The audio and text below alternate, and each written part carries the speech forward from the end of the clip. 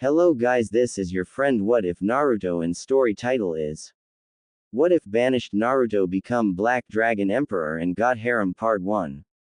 Don't forget like, subscribe and share. Now let's start story. A 5-year-old Naruto was running around the village trying to get away from the angry mob that was giving him chase.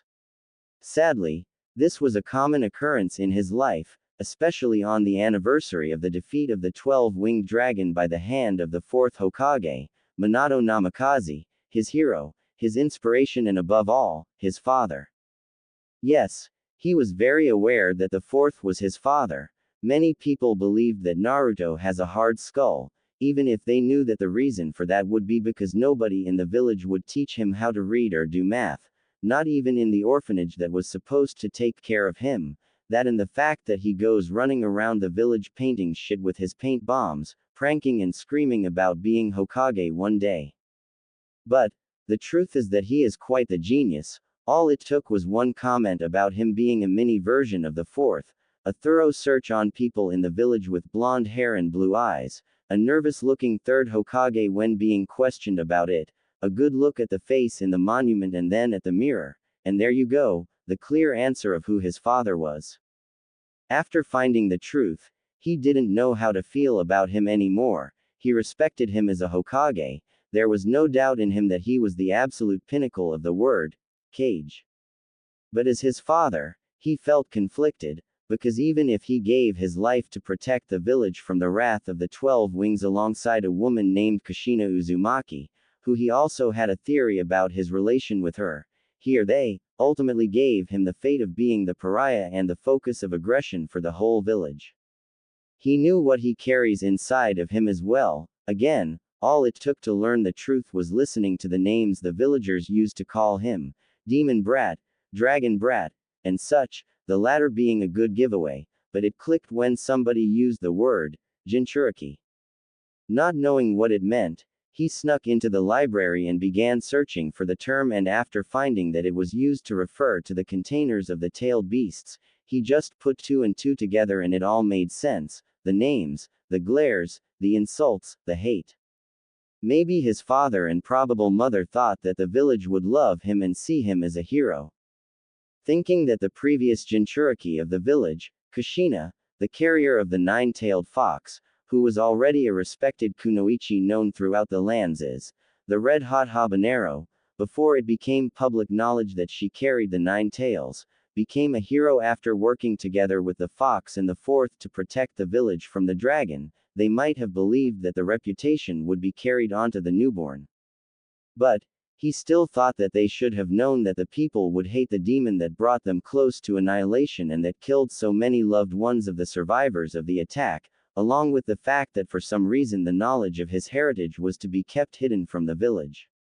Instead of hopes for a bright future for their son, they should have known that it wasn't going to be that way, coupled with the fact that the 9 tails mysteriously disappeared from the world after the battle, adding the unwarranted hate brought by losing their biggest weapon to the dragon. They ultimately left him to pay for their decision. Noble as it might have been, it still doomed him to be a 5-year-old with over a dozen assassination attempts on his head. In the off chance that he was wrong and they weren't his parents, that just made them even worse persons in his eyes by sacrificing an abandoned newborn. So that left him with an incredible bitter savor about his father. While it might have been the most difficult thing in the world to sacrifice your and your children's life to fulfill your duty to the village, he or her were not the ones trying to get away from the very ones that they protected. "Stop running, you damn demon!" an angry male villager screamed. "Kill the dragon, kill him!" a female villager exclaimed while throwing rocks at the little blonde. "You won't escape the legacy of the 4th, we will honor his sacrifice by finishing what he and Lady Kushina started." Another said proudly, as if he was not trying to kill a 5-year-old. "Oh, the irony, there's just no point anymore," Naruto thought tiredly while making it look like he had tripped over some rocks. He then closed his eyes and just waited for his death. He didn't have to wait long, as the villagers quickly surrounded him and started beating and spitting him all over the place. But not having enough, some of the villagers who were already wasted grabbed some kunai and began to stab him to finish him off once and for all.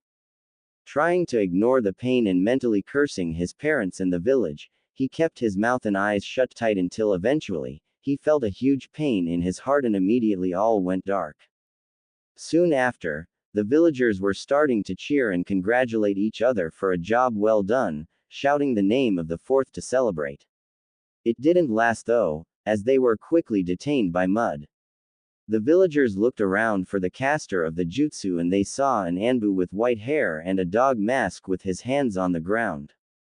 Soon after, a female Anbu with a cat mask and purple hair began to cuff them and knock them harshly, mentally cursing each and every one of them and herself, for falling on the diversion the villagers used to throw them off the chase. A third Anbu with black hair and a weasel mask then appeared and quickly made his way towards the limp child. God, what the did you people just do? He shouted angrily towards the drunken shinobi among the villagers, the ones responsible for stabbing the boy. We saved the village, that's what we did. Having that damn demon among us was an insult to us in the memory of the fourth. An angry drunken kunoichi answered back. He's just a child, you bitch. The female Anbu said from behind her before knocking her out cold. Cat, weasel, keep your emotions for when you're alone, the white-haired Anbu reprimanded them before turning towards the other male Anbu to say, Weasel, how is Naruto? The dog-masked Anbu asked with a hint of dread and sorrow in his voice. He's gone. Weasel responded dryly, his voice seemingly devoid of emotion. I failed you again, sensei. The white-haired Anbu thought with great sorrow, take his body to a safe place and stay with him while we carry these scum to the Hokage. He ordered while making his way to transport the arrested villagers to the Hokage tower. He turned around and saw the female Anbu looking transfixed at the body of the boy. He brought her attention back when he shouted, Cat, get a move on. Right, Captain. The distracted Anbu answered and began to help her Anbu captain with taking the unconscious people to the Hokage tower. Weasel finished cleaning the body as best as he could from all the blood and then, he began to carry him towards the boy's house. He casted his gaze down on him and soon, a lone tear fell from his chin towards the body of the boy while saying, Naruto, I'm so sorry. Naruto's eyes slowly opened from their slumber. He felt confused when after looking around a little, he found himself laying on the ground on a weird-looking hall. Getting on his feet, he realized that he was in some sort of sewer. Ha ha ha, this is just great. Either heaven is too overrated or hell is more comfortable than my own apartment. Naruto said sarcastically. He then heard a grumble that sounded like something about stupid loud brats, followed by a low roar that seemed to call on his name. Naruto began to walk around, trying to follow the sound of the low roars until he arrived to a large room lit by two big candles with what seemed to be black fire. On the other end of the room, instead of being another wall, there were large metal bars with a seal on the middle. Behind the bars all Naruto could see was nothing but darkness. Until a bit further from the bars, one giant neon green eye with an equal neon red pupil with a golden slit in the middle shot open. Quickly the other eye shot open as well and the creature which those frightening eyes belonged to made its way slowly towards the bars of its cage, revealing a terrifying yet beautiful and magnificent red dragon with some black markings around its body and on the membrane of its giant 12 wings, each one being smaller than the one on top. The mighty dragon then lowered its head to see eye to eye with the boy and let out a small breath that carried enough force to make Naruto stumble back a little. Straightening himself up, he locked eyes with the dragon and began walking a little closer to it, seemingly unafraid. The two let some seconds pass with their eyes locked at each other before the silence was finally broken by the Uzumaki. So you're the 12 wings, huh? The 12-winged dragon that attacked the leaf and lost to the fourth and the Jinchuriki of the 9 tails. Naruto said calmly. Grr, you insolent brat. If it weren't for these damn bars I would eat you just to shit you later. But, I got to give it to you boy, you really aren't as dumb as people give you the credit for. Here I thought you would be crying and shitting yourself for being in my presence, even knowing that you already knew I was sealed inside you. You're indeed as interesting as I thought. The being spoke with a low and divine sound to its voice.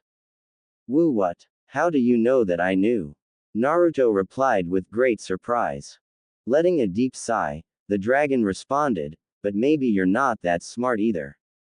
The dragon mocked just loud enough for Naruto to hear it. Our minds are connected, you fool. I can hear all of your thoughts. I know that you found out about me being sealed inside you and that your father was that blasted man that you called a fourth, and also that the woman with him was probably your mother. He added with annoyance. Right, then why can't I hear yours? Is it a one-way connection? The blonde asked while tilting his head to the side as a clear sign of confusion. No, you were just too weak to be able to communicate with me. Your death forced me to do all I could to keep your soul here, along with keeping your body from decomposing. The mighty beast replied dryly, showing a little bit of intrigue while waiting for the boy's reaction. Sue, I'm in some sort of limbo then. Uzumaki replied nonchalantly, appearing to be at peace with his own death. Slightly lifting the scales above its right eye, making it look like as if it was arching an eyebrow, the dragon replied, You're taking this much lighter than I would have thought, but to answer your question, no, you died, I just brought you back. Why? The 5-year-old asked sternly. Sigh. 2 reasons. First, if you die while I'm here inside you, I die with you. Considering that I'm supposed to be immortal, well, that would be just a bad look on my resume. The dragon then rested its giant head on its 2 front legs before continuing. And second, in truth, to give you somewhat of an apology. The fools in your village don't have the brains to differentiate between a 5-year-old boy and an 100 meters tall red dragon.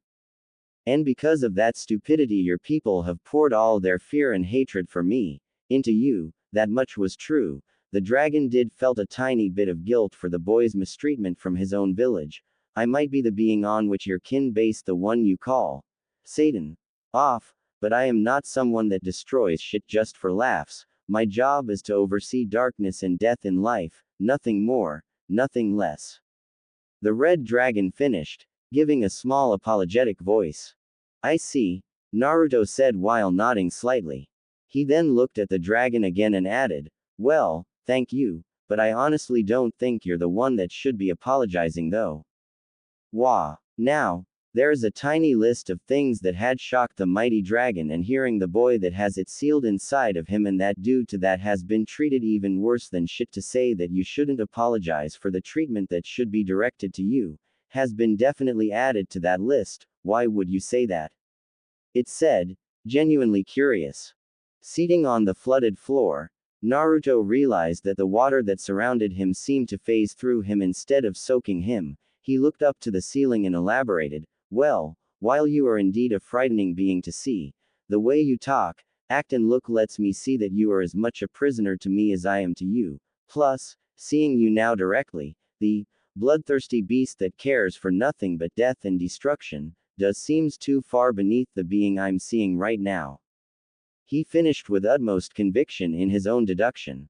Yeah, I'm always right with my picks. The dragon thought smugly. Again, you impressed me with your insight, boy. Even with all your knowledge, I thought you would lash out at me and blame me for everything, it said while adding mentally, Father knows you have the right. The small boy shook his head to the sides while saying, Nope, I would have if you were the creature the world seems to think you are. But seeing you eye to eye and the fact that I don't even know your story, it would make me just as foolish as the villagers. That's why I only have one question for you regarding everything though. He then locked his 2 blue eyes to the dragon's glowing eyes and asked calmly, Why? Elaborate, brat. The dragon replied dryly. Not being the mindless creature that people say you are, why did you attack the village? It does seem a small thing for you to do.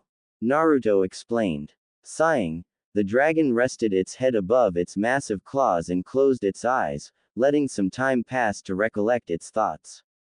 It opened them again after some moments and answered, Yes, you are correct, I didn't attack the village for fun, I don't even care about the human world at all. But you see, before the attack on your village, I had a fight with my brother Arkham. You could say that he is my counterpart in life. The fight was large and in the end I left victorious, but not unscathed. With me leaving weak and distracted, I failed to realize that there was somebody lurking in the shadows, waiting for an opportunity at whoever left with the win. When I realized his presence, it was already too late, and with his damned eyes managed to influence me enough to attack your village. I could feel that he tried to control me, but he was a mere mortal and did not have the power to control a being like me, but it was enough to suggest me to do it. Looking at his reflection on the water below, Naruto let the information sink in to recollect his thoughts and to find what he wanted to ask next. Looking up at the dragon again, he said, I see, but if what you say about that mortals do not have the power to control you is true, then why are you imprisoned here in me? I don't doubt that the fourth was strong, but as far as I know, he was human as well, so what makes me any different than them is apparently I'm able to keep you locked here. I mean, if we cannot control you, then I guess much less imprison you, inside one of us. Suddenly Naruto's eyes grew wide as a 9 months pregnant woman's belly when he realized why that might be. He then quickly directed his gaze at the dragon's eyes as if searching for confirmation of his theory. The dragon just looked at the boy and let a small proud smirk for its container's deduction skills. Naruto then answered himself later, you are here because you want to.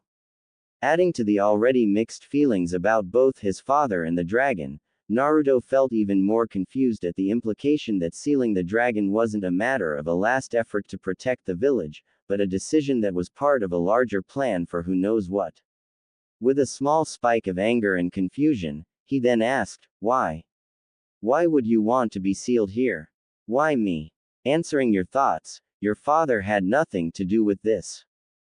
He, like most of humanity, believes that I am a tailed beast, as you call them, so he thought that I could be sealed inside you. He was able to do that with the help of the fox and the death god, who hates my guts if I may add.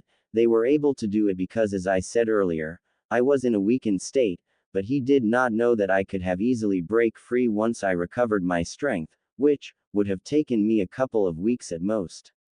The dragon replied simply, almost bored. But then why not break free once you could? What is the purpose of you being here? Naruto replied heatedly, still feeling really angry for apparently being used in a scheme he has no idea about. The reason for why I didn't broke free was because I felt something in you. Call it a hunch if you want, but it is something I've been looking for some time now. And the purpose of me being here is to prepare you for your future. The 12 Wings explained. Why? What's in it that you want to prepare me? And what do you mean by prepare? The blonde continued his interrogation. With an annoyed tone in its voice and having its eyes closed as if bored, the dragon answered, what's in store for you is something that I will not reveal until I deem you ready, and that is not debatable. And by prepare, I meant that I will train you. As a full-fledged warrior, you will learn how to fight as a true dragon would. Already forgetting almost everything after hearing the words, I will train you, the blonde stood up excitedly and with stars in his eyes, he said, who shit, really? That's awesome. But wait, how do dragons fight though? I don't get that since, well, you know, I'm not one. So you think? The dragon thought before replying, we dragons are the top of the chain on almost everything, especially pride and power, hence our fights always change landscapes.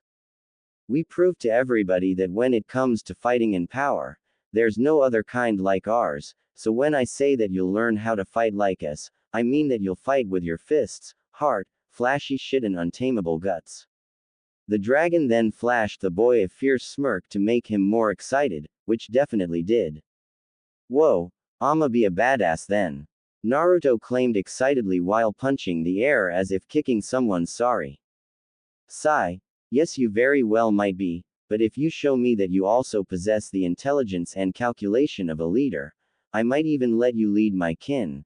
That's why I also want you to get someone to teach you in the shinobi arts, since you will have to grow not just in power and mind, but in your position in the world as well.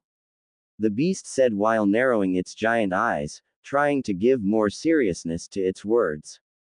Well now, that's going to be a little difficult since everyone hates my guts. The old man and the 3 Anbu that have been taking care of me in the past year are the only ones that could give me such training, but I don't think they will do it, especially the old man since he seems to be somewhat uneasy with my wish of being a shinobi.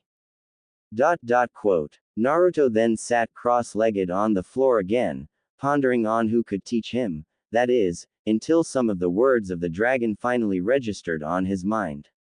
He stood up quickly and looked up at the giant being while screaming, "Your kin. There are more of you. Why nobody has seen them? And how would I lead them?" The dragon let out a small low chuckle, amused at his outburst, before explaining, "That is something that you will know in due time. As to how will you lead them, think of it as a summoning contract if you wish." The beast then let a tired sigh and added, "Now, that's enough talk for now. I'm finishing the process of reconstructing your body from a cellular level, hence the long wait. I'm just finishing healing all your external wounds, only the scar that was done to you as a newborn is left to heal." "No, leave it as it is," Naruto replied with a stern voice that seemed to belong to an adult. "Why would you want that?" the dragon asked, genuinely curious. "So I don't forget," the last Uzumaki replied dryly while looking down slightly. "Good," the dragon thought, giving the boy a small smirk, understanding what he meant. It then replied, "Very well, it is all done, just focus on the outside world and you'll wake up.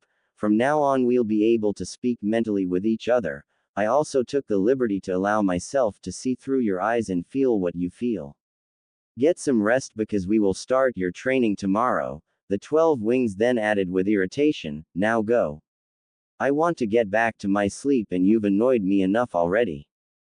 Getting ready to leave, Naruto looked at the dragon and grinned before saying with a sweet tone, "Ah, it was lovely to speak with you as well. I see around then, nighty scaly ball." He quickly focused on the outside of his mindscape to leave, which was proving difficult because he was laughing his off after seeing the grumpy look on the mighty beast's face and the claw trying to hit where he was standing, followed by a grumbling about disrespectful blonde brats. With that, he left the mindscape feeling more excited than ever in his life, eager to begin his training and to look for a shinobi willing to teach him. Hiruzen Sarutobi, the 3rd Hokage, is a calm, wise and cheerful man loved by the whole village, usually going around and showing love to his people by giving them a kind warm smile for all to see. However, today was not the case. "This better be a joke because God help me," Hiruzen muttered while trying to control his anger. The 3rd was walking at a fast pace towards the holding cells of the Hokage Tower, spreading enormous amount of killer intent after receiving the report that the villagers had apparently killed Naruto Uzumaki, who to the 3rd, was like a grandson. Arriving to the cells, he looked around and saw the villagers and some of the shinobi with blood on their feet. The villagers just started to shiver in fear under the murderous glare that their leader was giving them all. The old-timer then approached the Anbu captain and ordered, "Hound, report." Hound looked at the Hokage, his eyes showing a great amount of pain and regret when he explained. "Yes, Lord Hokage, while me, Weasel and Cat were watching the boy from the roofs. We managed to catch sight of a mob that was gathering near Naruto's house. We started to get ready to escort the boy to his apartment, but we didn't realize that the mob was meant to keep us occupied while some of the shinobi that were with the mob threw smoke bombs to cloud our view. The time that they managed to delay us was enough for us to lose sight of Naruto and the mob. Once we caught up with them, it was already too late." Quote. Hound looked down trying to be as cold as he could to keep his pain in check. He looked back at the Hokage and finished. "When we arrived at the scene, we saw the villagers celebrating. I seized the chance and kept them in place with a mud jutsu while Cat cuffed and knocked them out. Weasel made his way to check on Naruto who wasn't moving when we arrived and, he confirmed that Naruto was dead. Some of the people that were in the cells showed joy at the news, while others were smiling smugly as if they were heroes. That was of course until an incredible amount of killing intent was released from the 3rd. so powerful was that it could be felt throughout the whole village, making the civilians practically shit themselves. Steadying his breathing, the third directed his gaze towards an uneasy cat, who along with Hound and Weasel, made the team that started to take care of Naruto after the third found that many of the ninjas that were assigned to keep an eye on the boy seemed to only interfere after the boy was already badly wounded. He chose the three that seemed to genuinely care for the boy as his guardians. Hound being one the students of Naruto's father and the only one with the knowledge of his heritage. Weasel, who felt bad after seeing that Naruto was always at the park just sitting on the grass watching the other kids play while their parents kept their gazes on Naruto to make sure he didn't came near their children. He started to take him to the park whenever he had a chance to.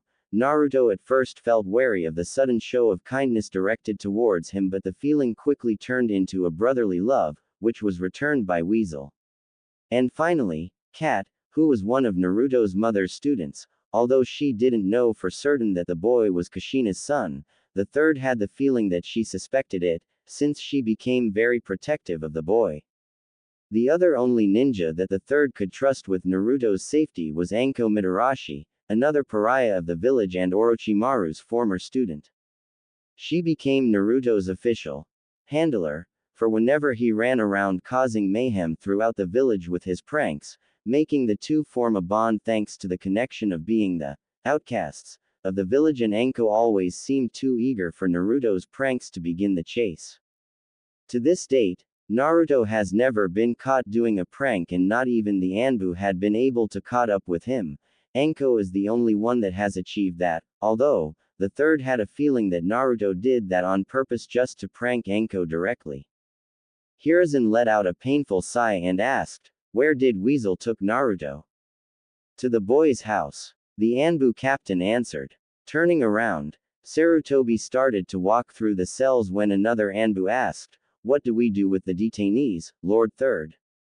The third stopped near the exit door and looked over his shoulder towards the Anbu that spoke and ordered coldly, "Execute them, all."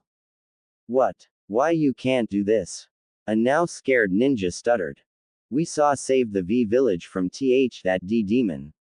A civilian woman screeched. "We are just see civilians, what about OU?" another civilian was saying before a now sober shinobi cut him off. "That is just unlawful, the council won't allow." The one that delivered the killing blow on Naruto said before being painfully interrupted by an enraged third Hokage. The third jumped towards the shinobi that spoke last and grabbed him by the throat while stating with a cold and strong voice to everyone around, "I am the Hokage, my word is the law, not the elders, not the councils, mine. Execute them oriswerii." Before anything else could be said, a huge power wave was felt throughout the village and a frightening known shiver along with it. The third then quickly looked towards Hound and Cat and ordered them to go with him, praying to the gods above that the dragon hasn't escaped the seal. Weasel got back on his feet after a powerful wave of energy was released from Naruto's body that pushed him to the wall. He looked in shock as a red bubbly substance surrounded the body of the boy, modifying it. The sound of bones breaking and fixing themselves covered the room, while Weasel almost could feel the pain by watching the boy's body growing in height and muscle mass, losing all of his baby fat in the process, replacing it with pure muscle. His blonde hair seems to be gaining like a golden glow, and his aura started to flood the room with a feeling of authority, like if Weasel was in the presence of the biggest alpha in the world. That was the sight that the third along with the two other Anbu walked into. Both Hiruzen and Hound felt almost the same that Weasel was feeling from the boy, while Cat looked uneasy as if aroused, which was weird for her since she had a boyfriend and Naruto was 5 years old, but it was like something immense was emanating from his presence. After a couple of minutes, whatever was happening to Naruto stopped and he then opened his eyes abruptly. Those present in the room were startled when they could see that his blue eyes seemed to have gained an unnatural glow along with a golden slit that replaced the natural black dot of the pupil. His canines looked sharper as well. All in all, he had a more commanding and feral look. "Ah, what the F?" Naruto said before closing his eyes quickly due to the pain that suddenly assaulted his head. He grabbed his throbbing head and started to feel dizzy, like if a whole library's worth of information was being poured violently into his mind. Feeling pained and confused, he heard the voice of the dragon inside his head explaining.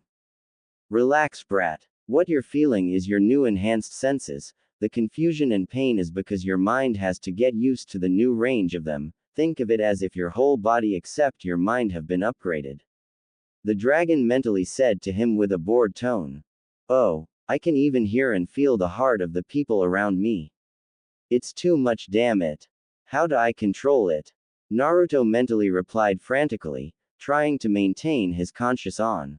It will take some time to get used to, but in the meantime I'll focus my healing powers on your brain to help you process all the information that you are receiving until your brain gets accustomed to it. For now, just focus on your immediate surroundings and you'll be fine. The dragon answered calmly. Alright, focus, focus, focus. I can feel 4 presences around. 3 of them seem to be male and 1 female. Strange, the female seems flustered by something, her heart is beating like crazy, the other 3 seem like frightened. Naruto thought after focusing on his surroundings before he suddenly felt really warm while his head was being pushed into something soft and squishy. Opening his eyes, he saw that the softness and warmth came from the cat Anbu, more specifically, her. You're alive. Thank God, Cat said while embracing Naruto with all her might, suffocating him in the process, not that he minded going like this at all though. Cat, I think he needs to breathe. Hound said, while the others present were sweat dropping at the woman's sudden excitement. Ah, right.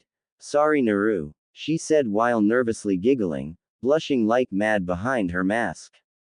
She then reluctantly and carefully broke the embrace with the blonde Uzumaki.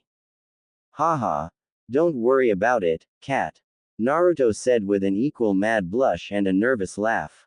Ahem, Naruto, are you okay? What happened? The third asked him. Well, I honestly don't know, old man, you tell me. Naruto scratched his scruff and continued, the last thing I remember was being surrounded by the villagers and then boom, all went black, then well, here I am. He feigned ignorance. Naruto, you met it, didn't you? The Anbu captain asked dryly, knowing that the boy was lying. Sigh, I just can't fool you now, can I, Kakashi, hehe. Naruto responded with a nervous laugh.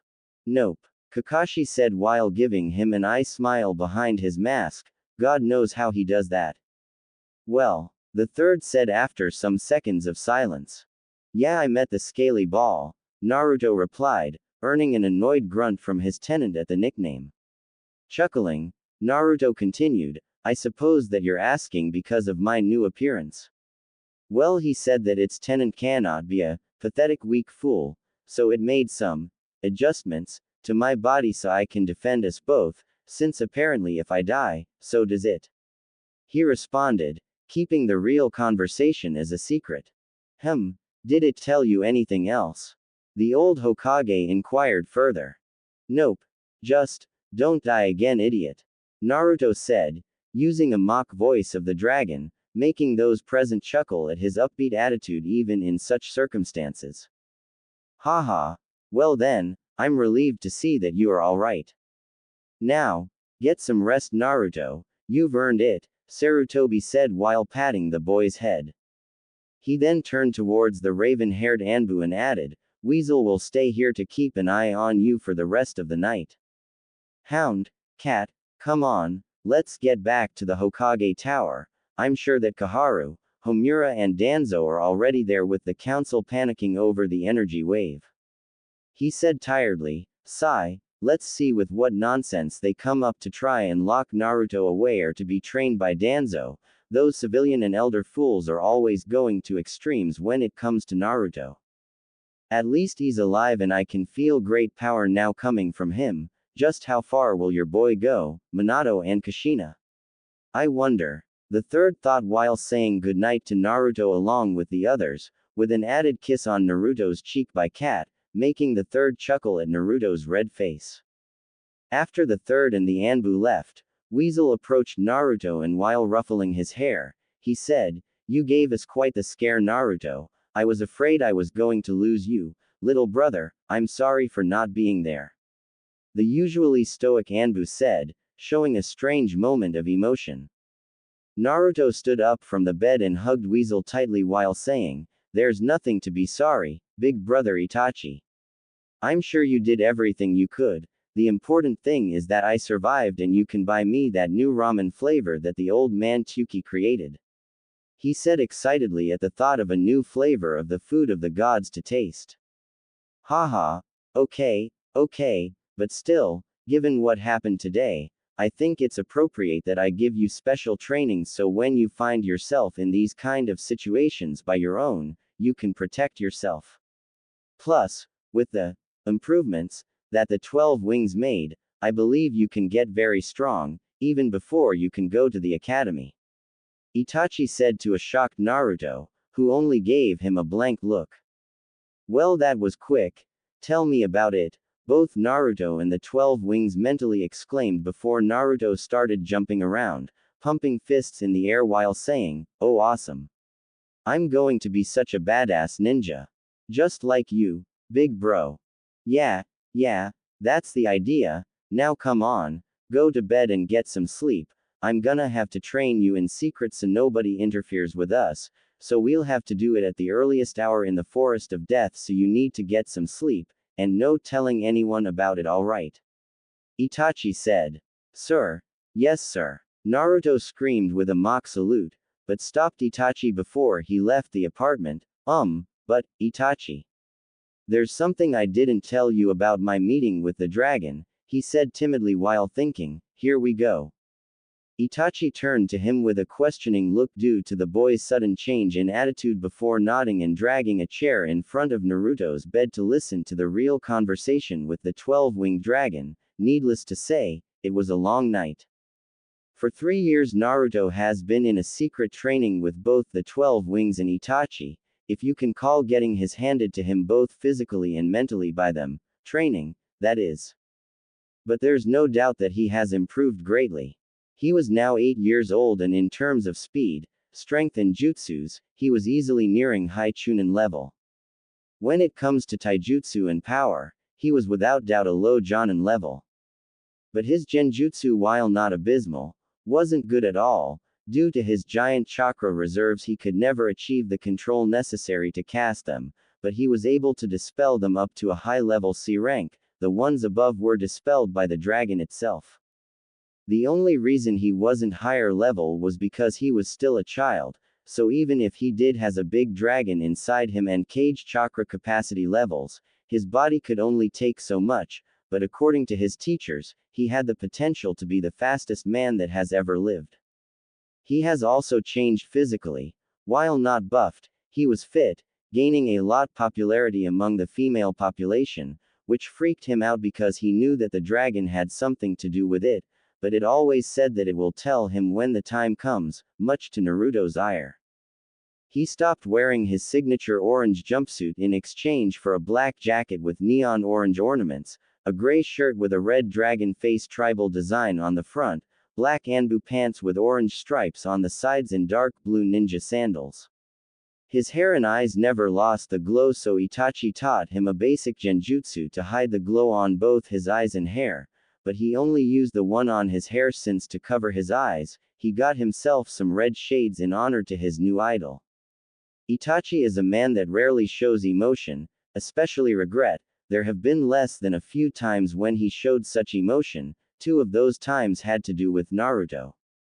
The first, when he arrived too late 3 years ago and failed to save his life, after Naruto told him about what truly transpired between him and the 12 wings.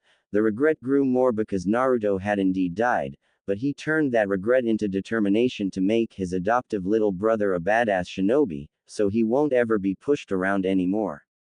The other was the one that he regretted the most. On Naruto's 7th birthday, Itachi bought him a music player along with a forgotten record on the corner of the store. Never in his right mind would have he thought that an album called Bit Ma Tongue by The Mighty Killer Bee featuring Big Cloud would have such an impact on Naruto, an embarrassing one at that. As soon as he finished listening the record, Naruto took on preaching about Killer Bee's abilities to rap, which to everyone but him were awful. The blonde Uzumaki also adopted a bit of his eccentric persona. Thank God he hadn't started rapping around, or so Itachi hoped. After being revealed to him that Killer Bee was Cloud's Jinchuriki, his admiration for the dark-skinned rapper blew through the roofs, to the point where Naruto proclaimed that one day, he would become Bee's spiritual successor, much to the dread of those around him. But the cheerful and kind knucklehead never changed, he only matured. His pranks were bigger in scale, and not even Anko with the help of Ibiki had managed to trace a prank back to Naruto. Lately, not even Anko was enough to give chase, so a new handler was added to help Anko, a kunoichi specialized in tracking, Hana Inuzuka. The Inuzuka felt insulted at first for being put on babysitting duty, but quickly grew fond of the blonde after one big chase where she almost caught him but lost track of him eventually. Hana felt really frustrated for losing him after chasing for a good part of the night. She hungrily got back home but was surprised when she found a note praising her for being the closest ever to caught up with him, along with an all-you-can-eat coupon for her favorite barbecue restaurant, a gesture that greatly touched her. Said Inuzuka was currently running through the trees in the forest of death on search for the blonde, who, for some reason, spent most of his time training inside the forest. She was looking for him to finish his training with his smell and hearing. After gaining his trust, Naruto explained what the 12 wings had done to his body and how it had upgraded all of his senses. So he asked her if she could help him sharpen his senses of smell and hearing. Since those were the biggest advantages the Inuzuka had, she was stunned by the revelation but agreed nonetheless. So for the past months she has been helping him getting used to the smells and sounds around him. Since the academy was due to start in a few days, she wanted to finish his training before he entered. Damn it, Naruto, where are you? I've been running around this fricking forest for over half an hour. She angrily said to the winds. Getting frustrated, she went deeper into the forest, to where a big lake was. It was one of the most dangerous places in the forest since giant grumpy crabs live there, but knowing Naruto and his ability to get into dangerous situations, she wouldn't be surprised to find him there, which the sounds of grunts and crab pincers closing proved her right. She then headed closer to the river, but she had to suddenly stop to avoid being hit by a black projectile that crashed on a near tree, followed by a grunt. Oh shit, that hurt. When did these shelled bastards learn how to use teamwork? Yo, don't tell me that I made him fools evolve for sake. Naruto screamed while getting on his feet to prepare a counterattack against the crabs, that is, until he noticed Hana looking at him with a confused expression. Yo Hanny, what you doing here? Naruto asked while squinting his eyes and tilting his head to the side. I've been looking for why, you dummy. I wanted to finish your training before the academy's start, but here I find you decimating the crabs. Hana said after regaining her composure from the cute look that Naruto sent her way. Hey, dem fools started it. Plus our feud is 2 years long and growing. I vowed that I will decimate these assholes and I will keep that vow. Leroy Jenkins. Naruto said before giving a war cry and jumping to engage the crabs once again.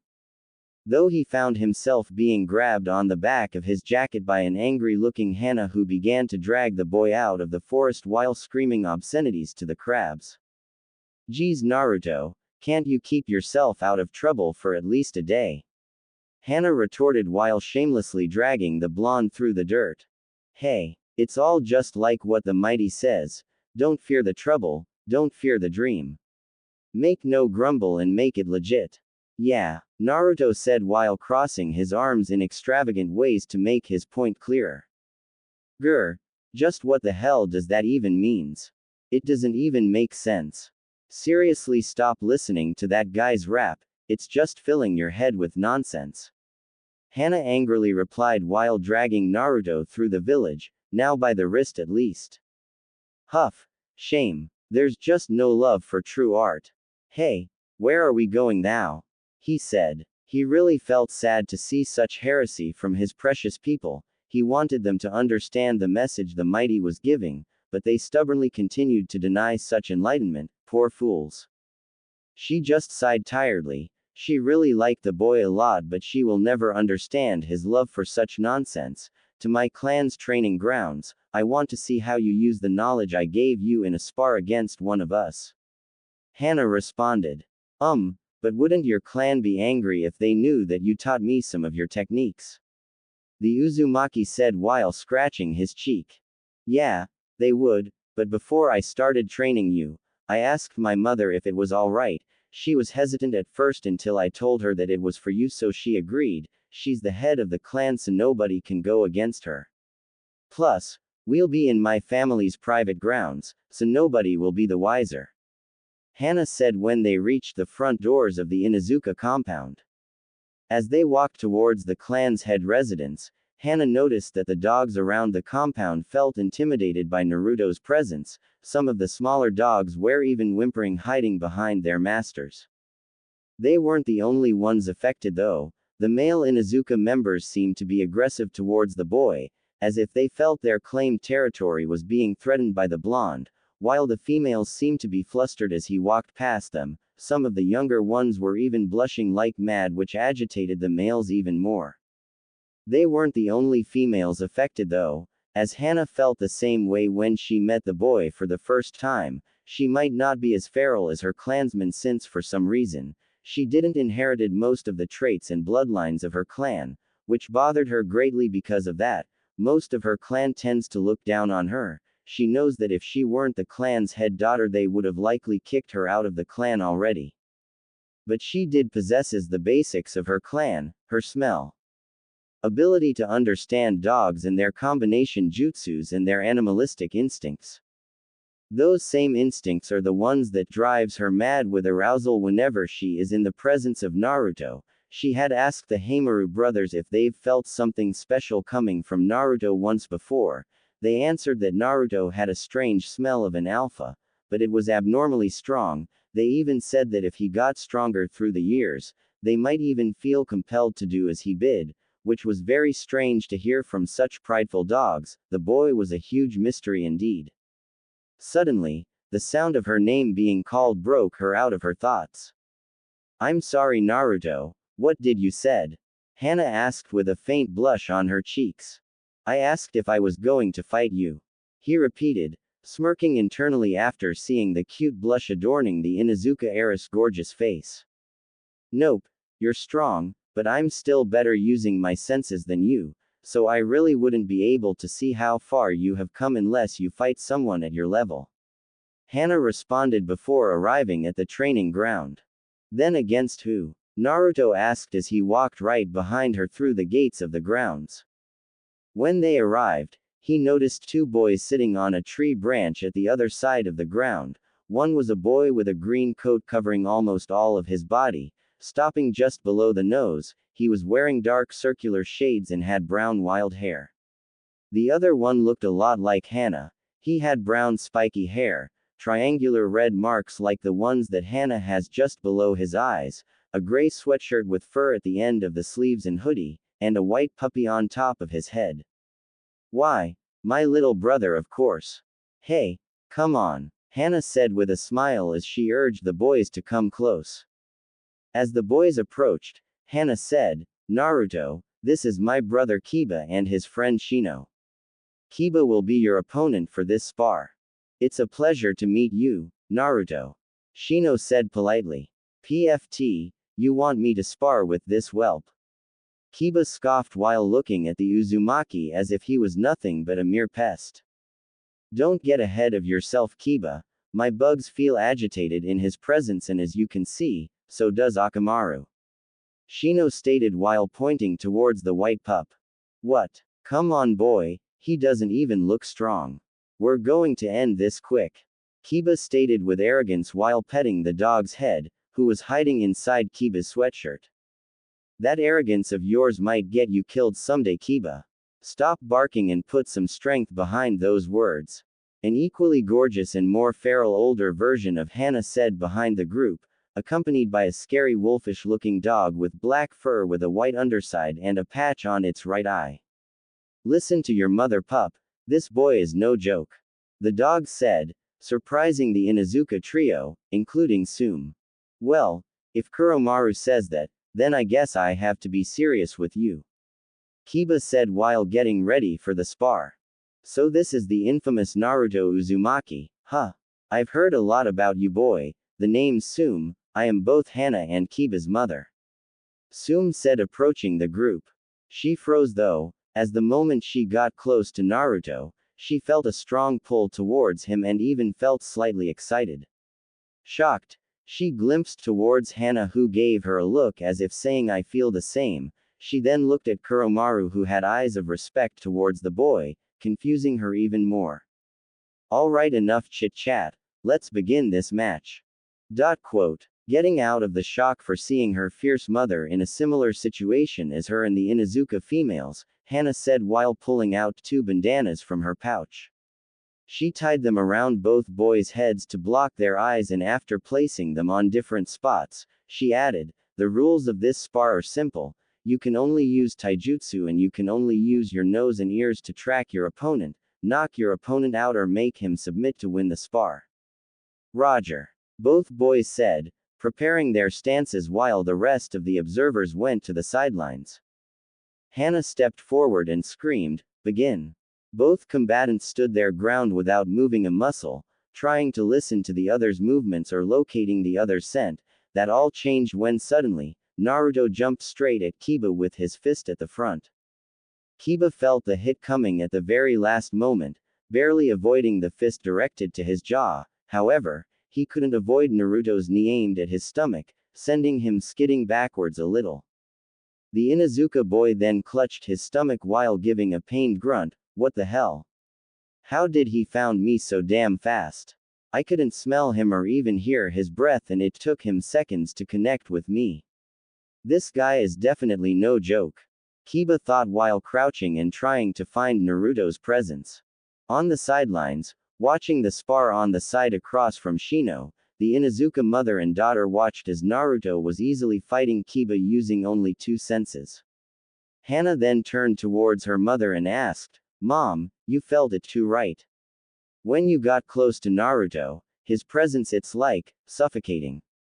Sume then replied without losing her attention at the one-sided spar, "I hate to admit it, pup, but yes, the boy's presence, it's indeed arousing." Hana was greatly surprised at her mother's admission. The Inuzuka clan had then added, "His status as an alpha, it's already established. I cannot imagine how overwhelming his presence will be when he reaches maturity." It shocked Hana to hear a little bit of lust slipping into her mother's words as she said that. "Yeah, do you think it's because of the dragon?" Hana asked, while bringing her brown eyes back to the spar. "No, what you feel right now is entirely the boy's presence, and it has huge potential. Maybe in the future it could even compare to the dragon's. The 12 Wings presence is something I've never felt in my life. Not even my ancestor Fenrir has such commanding and frightening aura. If you want to feel what the dragons feel, just focus deeper within the boy's aura and you'll feel a glimpse of the 12 Wings presence," Kuromaru said, shocking both Inuzuka after hearing the proudest of the Inuzuka clan's dogs admitting a bigger alpha. Looking at the boy, both women did as Kuromaru said and started to focus on the presence within Naruto's aura, which was proving difficult due to the blonde's powerful and thick aura. After a few moments of concentration, they felt an incredible amount of power course through their bodies. The presence was such that it even drew a bit of their animalistic instincts out, arousing both women to the point that they even felt their undergarments getting a little wet. Granted, Sume had faced the mighty dragon on the day of its fierce attack, but back then, she only felt malice and foul presence, but now focusing on its aura, for the first time in her life she felt both aroused and frightened at the immense presence of the mighty beast. "You unbelievable. He heard about how magnificent dragons were, but this amount of authority, it's just unbelievable," Sume said, shocked at the feeling, her body still shivering slightly after such intense presence. "Tell me about it," Hana weakly responded, doing a little worse than her mother since she was blushing and panting a little. You should dry yourselves. The spar has ended and they will notice your excitement, Kuromaru said, amused, and gave them a low growl-like chuckle after seeing the Inuzuka women's red cheeks. Back on the grounds, Kiba was getting on his feet slowly after yielding his defeat. He took the bandana off and said heatedly, "Damn it. How the hell did you do that? I couldn't land a single shot and you hit me 5 times. Your breath, it wasn't easy to locate it, but you didn't concealed it very well. Once I found that, I focused on your breath, and as the spar went on, you got frustrated and started showing your presence. That's why I was able to make you submit." Naruto gave a calm reply while shrugging, angering the Inuzuka boy even more. "Why you?" Kiba angrily said while approaching Naruto in a threatening manner. "Kiba, that's enough. Accept your defeat and turn that embarrassment into motivation to get better. He beat you fair, so own it." The Inuzuka matriarch chided her son before she looked back at the boy that has piqued her curiosity. "And good match, Naruto, your skills are quickly growing sharp," Sume said while getting close to the boys, using a seductive tone when she praised the blonde's growth, earning a small spark of jealousy from her daughter. Thank you, Lady Sume. It wasn't easy, but I appreciate the remark. Hehe, Naruto said while blushing at both the praise and the tone of her voice. "Just Sume, brat," Sume said with a feral smile while waving her hand in dismissal. "Arg, whatever," Kiba said angrily before walking away, dragging Shino with him after the latter bid goodbye to those present. Sigh, prideful as ever, he definitely needs a humbling, Hana said, disappointed of her little brother's arrogance. She then brought her gaze back to Naruto and added, "Anyway, great match, Naruto. Seeing now, I can say, I have nothing more that I can teach you. As you grow up, your senses will only get sharper, so keep on training and don't hesitate on asking for my help." Hana showed a little glimpse of sadness and disappointment at the idea of not training the boy anymore. Sensing her sadness, the blonde said, "Thank you, Hana. You helped me so much already. And don't feel sad, you're still one of my dreaded handlers, along with Ko." Naruto gave a small laugh, trying to cheer the brunette a little. "Haha, you're right, it won't take long for your next prank to come, I'm sure," Hana said with a brighter tone now. "Well, thank you for your hospitality, Hana and Sume. I gotta go meet the old man though, so I gotta run, but I'll see ya both around, aight. Night." He gave them a warm smile that made them both blush and then began to walk away. Nodding and bidding him a good night, they stared at the retreating form of the boy, smiling while feeling their bodies still affected by his incredible aura. "He's an interesting one," Hana said to her mother, wearing a content smile. "Indeed," Sume replied, still feeling a little flustered. It was a cool night in the village hidden in the leaves, and Naruto was lazily walking through the streets with his hands behind his head. He was currently grumbling about the way the people in the Inuzuka compound were behaving around him. "Damn it. Just what the hell did you do, Ryu? It's been 3 years and you haven't told me why people become either aggressive or aroused at my presence. And stop saying that is because I look better with the changes you made to my body." Even Hana's mother, who I know has a reputation of being one the toughest kunoichi around, had her heart beating erratically, so I know there's more to it. Naruto heatedly asked the dragon through his mind. "When he finds out why, he's either going to kiss my claws or lose his shit, hehe. Single quote. The dragon mischievously thought before answering, "Shut it, brat. I already told you. When you are ready, you'll know everything that's changed and the why, so stop bothering me with your damn questions until then. Why is that so upsetting to you, anyways? Don't you like the way you make females excite in your presence? Is it because you don't swing that way, perhaps?" It replied with an amused smirk after Naruto's ire aroused for questioning his. "Oi, I'm not gay, ya oversized lizard. I like 'em girls. It wouldn't be a problem if only the women around me were affected. The males are the problem, ya fool. Most of 'em tend to be aggressive towards me, ya know." And I can feel it's not because they have a grudge against you. Naruto retorted back, remembering two certain Inuzuka's derrieres. Firm, weren't they? The struggle you had against your nosebleed was certainly entertaining. 12 Wings said, amused at Naruto's angry grunt. Now enough with your complaints. You'll know when I see fit, no sooner, no later. The mighty beast finished the discussion right there, making its annoyance clear. Sighing in resignation, knowing that the beast will not say a thing about it anymore, he decided to let it go for now while he found himself on the corner of the roof of an opposite building from the Hokage Tower. So, you're really going through with this, huh? The dragon asked, changing the subject. Yeah, it's been eating me ever since I found out. I really need confirmation now. He replied, the dragon. Naruto then took a deep breath and jumped through the Hokage's office's window, sweat dropping after seeing his leader giggling perversely while reading a small orange book. Hoo, Yuna, you naughty girl. The pervert known as the third Hokage said, a mad blush on his wrinkled cheeks and a small drop of blood running down his nose all the while. Oi, ya old pervert, Naruto screamed, startling the perverted Hokage in the process. Seriously, he's always reading that smut. He thought with annoyance at always seeing his adoptive grandfather reading that perverted book. Wah, oh, ahem, and Naruto, my boy, how are you doing? The third said after frantically hiding his book on a keyed drawer. Naruto just walked to the couch that was below the Hokage pictures before answering, nothing special really, chillin', just wanted to chat. Oh, that sounds good, my boy. How's been your training with the 12 Wings, Itachi and Hana? Hiruzen asked the blonde while signing some of the paperwork on his desk. He had already sent his Anbu guards a silent signal for them to leave Hiruzen alone with the blonde. The old man had the feeling that his surrogate grandson wanted to discuss something private, so he allowed them complete privacy. Painful, Naruto complained, earning a chuckle from the third, but I can't deny it has worked. Ryu has been teaching me how to fortify my mind to counter its power's ill will so I can begin to summon it without too much fear of losing my mind, he then added.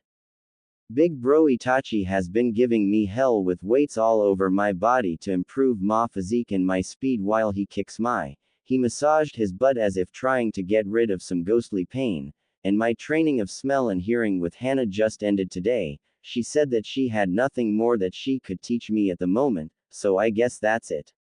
Naruto finished while looking at his father's portrait. That sounds impressive, Naruto. Never thought the dragon would be so eager to help. Hiruzen said, not missing the direction Naruto's eyes were looking at. What about your jutsus? He then asked, trying to avert the boy's attention from the pictures. Well, I know some basic fire and earth jutsus. I've perfected the substitution and the henge. The clone jutsu I just can't seem to do it though. Itachi said that I just had too much chakra for that in genjutsu, but I cover it with the shadow clones you taught me, old man, and Ryu has been teaching me how to blow true dragon's fire. Naruto replied while puffing his chest with pride over his skills. True dragon's fire? The third asked in confusion. Yup, apparently, the fire that a true dragon blows is as hot as magma, so it has been teaching me how to do it. Naruto explained before getting back on his feet. That sounds impressive. The third said with a strange nervousness starting to creep up on his gut after seeing the serious look that Naruto was showing. Yeah, Naruto said while giving his back to the Hokage. He then took a deep breath and asked, old man. Did he hesitated that day? His gaze was directed at the picture of Minato Namikaze. Who and what day? The third responded while dreading the answer he already knew. Keeping his gaze at the picture of the fourth Hokage, he said with more volume, my father, the day Ryu attacked, did he hesitated when he sealed it in me. He then looked at the third straight in the eyes with a stern look not fit for an 8-year-old. What? Naruto, how did you knew that the fourth? Hiruzen exclaimed with his jaw on the floor. You just confirmed it, old man. Naruto responded with a devilish smirk. I had my suspicions since I was 5. It's not really hard to see my resemblance with my father, as long as you really look into it, that is. Plus, I found it hard to believe that the beloved fourth would just take an orphaned child and seal a big dragon inside him, not if he wasn't willing to do the same with his own son. He looked back at the Hokage and continued. Kushina Uzumaki, the Jinchuriki of the 9 tails, she was my mother, right? Don't lie to me, Hiruzen, not anymore. He said with a harsh tone that demanded authority. Wincing at the venom used on Minato's title and the harshness on his tone at the question relating Kushina, Hiruzen took a deep breath and answered resigned, yes Naruto, Minato and Kushina were your parents. The reason you weren't told was because of their enemies. Especially your father's. If Rock were to know that the Yellow Flash had a son, I don't doubt they would go as far as to wage war just to have payback on Minato for decimating their army in the Third Great War. He said sadly and tiredly. He dreaded this conversation for so long now, but there was nothing to do now but to answer truthfully. Your heritage was to be revealed to you when you either achieved the rank of Jonin or reached the age of 18. I'm so sorry Naruto, for lying to you. Quote. The Hokage said apologetically while a lone tear traveled down his cheek. With a heavy sigh, Naruto stared at the floor for a couple of seconds, processing all of the information he just received. Even having my suspicions for some years now, it's still not easy to hear the truth, damn.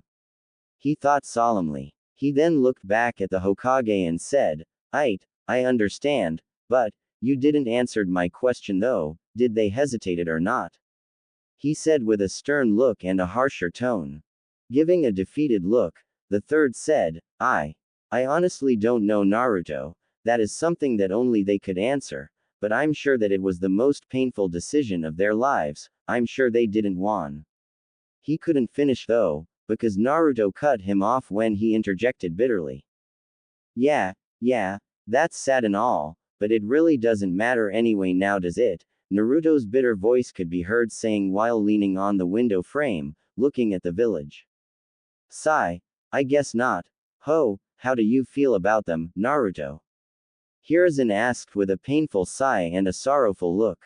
Naruto remained with his left shoulder leaned on the window and his eyes closed. He let some minutes go to recollect his thoughts and search for an answer. He then opened his eyes and while keeping his gaze on the distance, he said, I don't know, Sai, it's not hate, but it's not love either. I guess one day, maybe I'll know. His voice was sour and distant. I feared as much. I knew one way or another he would resent you, Minato, Kushina. I just hope that resentment does not turn into hatred or it could lead him to a very dark path. The third thought with a sad look, feeling his real age for the first time in years. I see, he replied after some seconds of uncomfortable silence.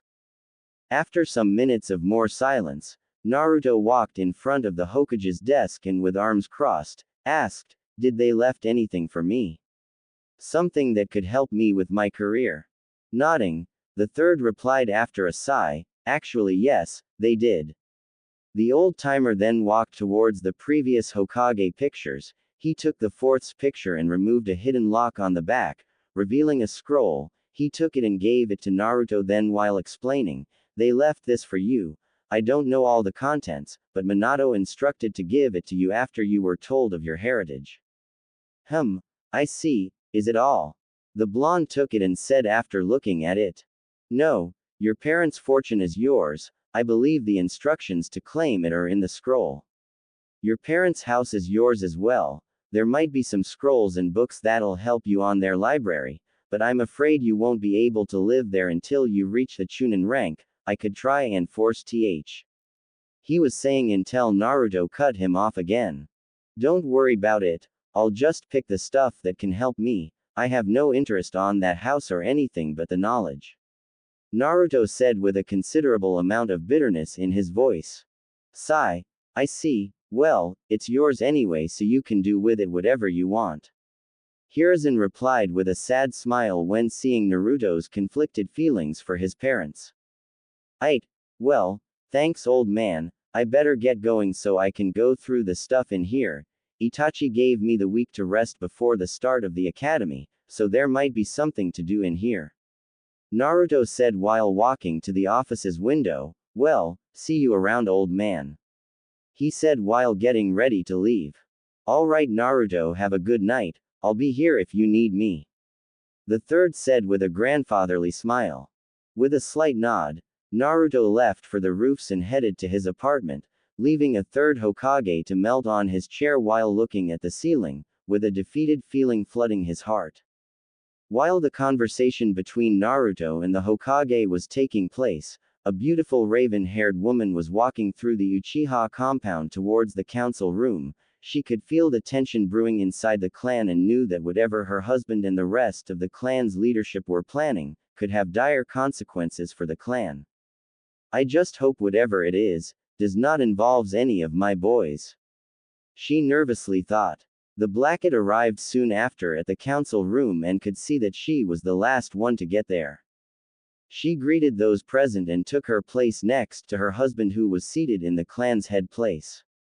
She was the original heiress to the clan, but after an arranged marriage, Fugaku took Makoto's place as clan head so she could take care of their children, or so they say. She knew that the rest of the Uchiha elders didn't want someone as kind and warm as Makoto to lead, since the Uchiha wanted to keep the appearance of a powerful and superior clan.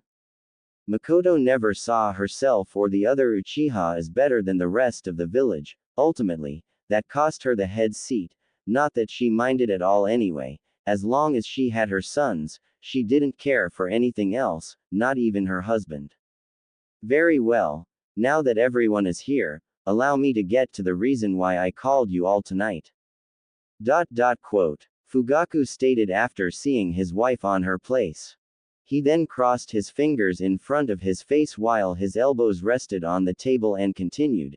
It is no secret that the Hokage and their advisors have been pushing us further and further from the village's matters, trying to isolate us on the corner of the village, forgetting the fact that we are also founders of this village. Quote. He said sternly but loud before continuing. It was Madara who alongside Hashirama Senju made truce and together, founded this great village. But it was the same Madara that saw that the Senju were making sure that no Uchiha would take place as ruler of the Leaf. It went as far as even having the second Hokage, Tobirama Senju, moving our compound to the corner of the village and giving us the task to form the police force. With the excuse that he could not trust anybody else with the protection of the village, and as the fools he believed us, we fell for those deceiving words, but not Madara. He saw through such lies of the Senju. He warned us, but we didn't listen. He warned that another Senju would take the place of Hashirama once he retired, and we blindly trusted the Senju. We followed our rival clan's leader instead of our own. And even after Madara's death at the hands of the very one that we trusted, we kept our words to ourselves. Once Tobirama was chosen as the second, we trusted him and he ended up pushing us to the corner, treating us like a second-rate clan. He even made sure no Uchiha would ever be chosen to lead the village. Even a clanless fool was chosen as the fourth. Fugaku heatedly stated. Kano, one of the three elders of the clan, stood and asked what was on everyone's mind. We are very aware of our past mistakes and everything you're saying, Fugaku, but what are you getting at here? I doubt you called us just to reminisce. Fugaku stood and walked to the center of the room. Looking at those present, he replied, yes, I didn't call you to remember our misfortunes, I called you so we can take action. The Senju are gone, only one is left and she has no interest in the village. And now, even second-rate clans like the Sarutobi and the Hyuga are taking the power that we created. That is unacceptable. What are you suggesting, Fugaku? Umi Uchiha, another elder, asked. Fugaku looked around the room and with a stern face and a serious tone, he replied, that we claim our right. If they don't accede to it, then we take it by force if we must. The room was deadly quiet. Everyone was pondering on the Uchiha clan head's words. Seeing the dangers that such action could bring, Makoto decided to be the voice of reason before her clan's own arrogance drives them to their own doom. Fugaku, think about what you're saying. This could lead the village to a civil war. We would be damaging our own home. She countered frantically. hoping that her clansmen could see what such action would entail. The clan is our home, Makoto. Don't forget that. There will be no need for a civil war if the village recognizes our claim. We are Uchiha first. Fugaku exclaimed coldly. Fugaku is right. We cannot tolerate this treatment anymore. The village is mainly feared because of us. It is only fair that one of us leads. An Uchiha counselor said. But how are you planning to go about this, Fugaku? Eko Uchiha, the last of the elders, questioned. Hiruzen is a wise man. He prefers peaceful action than one that will harm others. I will speak to him. I'll make sure he promises to choose his successor in one of us. If he refuses, we'll use Itachi's new spot as an Anbu captain to spy on the Hokage so we can find a time to strike, either quietly or loud. Fugaku said, making Makoto's heart break after hearing her husband's plan with their son, but before she could state her refusal, an elder interrupted her. Will Itachi agree to this? Umi questioned. He will. He's an Uchiha and my son, he won't refuse. Fugaku coldly stated before receiving the okay from the council. He adjourned the meeting and proceeded to leave, leaving a shattered Makoto alone in the room, confused at what to do next. Damn it, Fugaku. What am I supposed to do now? Makoto thought while grabbing her head to try and ease her migraine. Naruto arrived to his apartment feeling anxious and still a bit troubled for the conversation he just had with the third. Seeing the front of the building and seeing the graffiti with insults towards him just made him bitterer at the thought of his parents' decision. Seriously, just why would they even think that people will respect me? Naruto thought while opening his door. He got to the kitchen and cooked a cup of instant ramen while mentally preparing to open the scroll. Aight. Here goes nothing, I guess. He grabbed the scroll and sat on the floor. Grabbing a kunai, he cut his thumb and let a drop of his blood drop on the scroll. The scroll opened and it revealed 3 drawn squares with words written on them. The first one said, letters, the second one said, scrolls, while the last one said, inheritance. Focusing on the one that says, letters, he poured some chakra into it. It then revealed 2 scrolls, one was red while the other one was yellow. Grabbing the red one, Naruto saw that on the side had the name, Kushina, written on it, and after opening it, it revealed a letter which he began to read. Dear Naruto, hello my beautiful baby, I am your mother. I don't know if I'm going to be able to be with you and watch you grow up, so in case I don't, let me tell you something about me so you can know me a bit. My name is Kushina Uzumaki and I was born in the Edi village in Whirlpool country, but when I was 7, I was chosen to be the next Jinchuriki of the 9-tailed fox, since Granny Mito was getting too old to hold it. Sadly, a few years after I got to Konoha, my home village was destroyed along with the rest of my clan. This was one of the reasons that set off the Third Great War. I would guess that by the time you read this, you'll be the last of the Uzumaki, but I know you won't be alone. You'll probably have my bloodlines as well.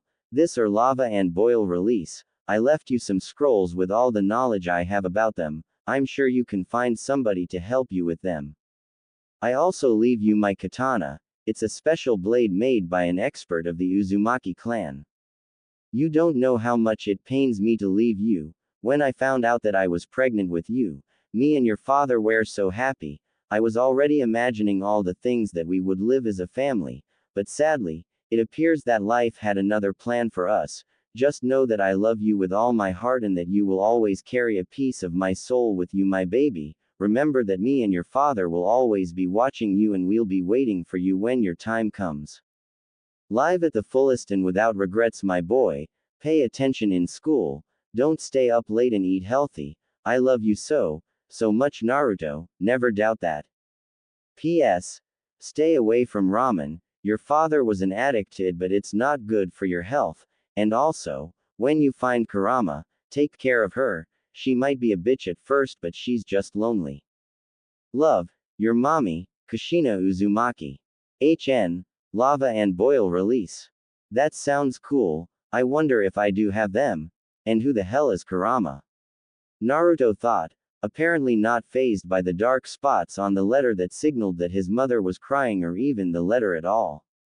Grabbing the yellow scroll then, he saw that it also had a name on the side, although this one said, Minato, so doing the same with it, he opened it and began to read it. Yo Naruto. Hey boy, how is it going?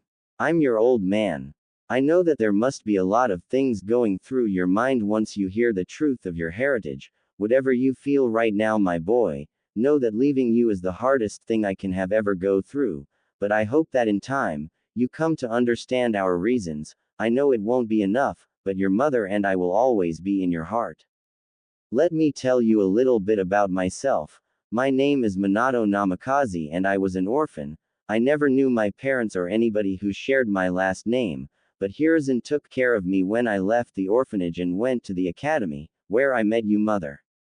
I had the dream to become Hokage to protect everyone, especially you and your mother, a dream which I achieved when I was named the fourth after the Third Great War. The reason that the knowledge of your heritage was kept hidden from you was because of the enemies I made in the war, especially Rock. The whole village loathes me, so I trust that now that you are strong, you can take on anything that is thrown at you. There's something about me that nobody else but your mother knows. I recently discovered that I have a bloodline, is called magnetic release. It's a rare bloodline possessed by a very few, mainly in the land of wind. Along with my wind affinity probably means that I hail from there, so I believe that you may inherit that along with your mother's bloodlines. I also left you my most precious jutsus, especially the Rasengan, which I believe you can finish it since I never got to do it, and the Flying Thunder God, which earned me the nickname of the Yellow Flash. I know you can take it even further that I could. Whatever you choose to become, know that I'll always be proud of you, my boy, and that I love you without measure. I'll be waiting with your mom when your time comes. Be safe and live your life at the fullest. With love, Minato Namikaze, the fourth Hokage and your father. Another bloodline and those two jutsus. Well, now that'll certainly come in handy. Single quote. Naruto thought after finishing reading. He stored the letters in the scroll again and poured some of his chakra on the next square in the scroll, where after a poof of smoke, a medium-sized wooden box appeared. Opening it, he found 8 green scrolls with the word, wind, on the sides, 8 white scrolls with the word, lightning, written on the sides, 4 cream-colored scrolls with the word, boil, 5 bright red scrolls with the word, lava, 1 dark gray with the word, magnetic, and 2 yellow scrolls, one with the word, Rasengan, and the other, thunder. Oh, this is cool, but I probably shouldn't try them until I show them to Big Bro. Naruto thought. Storing them again, he then focused on the last square with the word, inheritance, pouring some chakra into it. It revealed a scroll with instructions on how to gain access to his parents' estate and how to open the safe with all of their money and most precious possessions, and his mother's katana with its sheath. Storing everything on the scroll and sealing it again, he went to his wardrobe where he moved his shoes out of the way and removed a piece of wood to hide the scroll in the hole below it.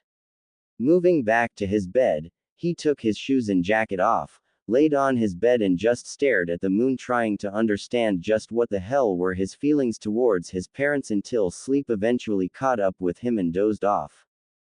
Inside his mindscape, the 12 Wings was silently watching everything through its container's eyes, deciding not to interfere and just let him figure everything out by himself. The dragon then closed its eyes and before sleep claimed it as well. It thought, if he doesn't figures out what are his feelings for them, I'll need to step in before our curse seizes the confusion to claim him. Makoto Uchiha was pacing around her home like crazy. She was going mad on her head trying to find a way out of this mess, and she knew that she had to choose between her family and her village. On one hand, she didn't really care much for her clan. She has grown bitter towards them since she was a child. She hated to see how her clansmen treated others and hated how she got a reprimand every time she hung out with people outside her clan. But even so, her 2 sons were also part of the clan and they were her life, but the thought of sacrificing innocent people in a civil war just to show that they were the strongest clan was unbearable. Damn it. What do I do? What do I do? Makoto thought while trying to calm herself. Going to her backyard, she sat on the steps that led to the grass and stared at her younger son training with shuriken. Fugaku is even trying to turn Sasuke like him, an arrogant little prick. Doesn't matter how much I try to make Sasuke understand that he can be his own person, he only cares for Fugaku's acknowledgement. She thought bitterly. She hated to see her younger son like this. Makoto. Breaking out of her troubled thoughts, she turned around and saw her husband walking towards her. With a small frown on her face, she bid a good morning to him before he said, "Come, Itachi is waiting." Getting up, she followed Fugaku to a room where Itachi was waiting for them. Kneeling in front of him, he took on a kneeling position as well and said, "Good morning, father and mother, what is it that you wish to discuss with me?" Itachi loves the village more than he loves the clan. I know that he won't go along with this, not willingly. Makoto thought with worry at the idea of her son being forced into this madness. She then looked at her husband with a hint of hate before he explained. Itachi, your clan needs you. You've seen how the Hokage and his elders treat us, putting other clans ahead of us, co-founders of this village, denying our right at the Hokage seat. The clan, your family, cannot take this anymore, so we are going to act. Fugaku, strangely, was showing a little bit of eagerness. Sigh, I knew this would happen. Itachi kept his gaze to the ground as if processing the information he just received. Looking up at his father's eyes again, he replied with an expressionless look, I understand, father, what is it you wish me to do? What? This can't be happening. And not him too, please. Makoto was shocked at hearing her eldest son seemingly agreeing with the plot. With a small smirk on his face, Fugaku said to his son, now that you've reached the Anbu captain rank, you only answer to the Anbu commander and the Hokage, so for the time being, just inform us of everything you see around, especially when you guard Hiruzen. When the time comes to make our move, I'll tell you what's next. Getting back on his feet, he looked down at Itachi, waiting for his answer. Itachi stood up and turned to leave, but before he did, he looked back over his shoulder and with a small nod, he said, I understand. He then left the room with those words, followed shortly by Fugaku. Makoto felt despaired now. She could only look at the ground, and with a small tear on her cheek, she thought, no, this can't be happening. Damn it, what do I do now? She desperately grabbed her hair trying to stop the headache. Thinking of a solution, she was able to come up with an idea. I can't betray my children, no matter what, they're my family and I cannot let them fall through this path, but. Heading to her kitchen, she sat on a chair and looked at the sky through the window, thinking, but, I can at least warn Hiruzen, even if it is my family. The village does not deserve this, but how do I do that? I'm sure Fugaku knows I'm not okay with this, so he'll be keeping an eye on me. She dug her brain hard trying to come up with a way to warn the third until it finally hit her, Naruto. She then quickly made her way to the bedroom and wrote on a small paper sheet, and after finishing, she folded it and applied a seal. She then got back to her kitchen and prepared 2 small lunches. Makoto knew who the boy was, of course. He looked exactly like his father at his age.